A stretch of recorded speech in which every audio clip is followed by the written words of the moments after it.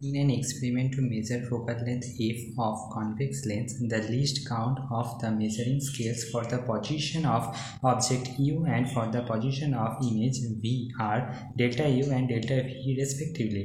The error in the measurement of the focal length of the lens is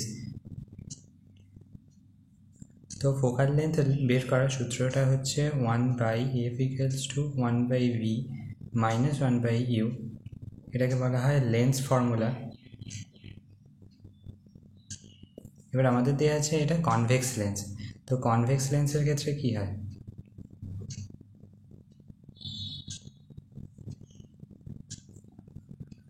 ফোকাসটা হয় positive,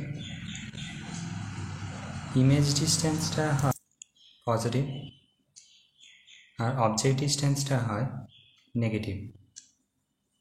তাহলে 1/f = 1/v + 1/u হয়ে যাচ্ছে।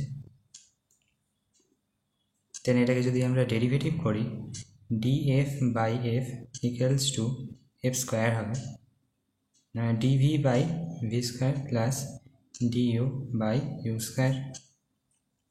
তো এখান থেকে df = f² dv/v² + du/u²।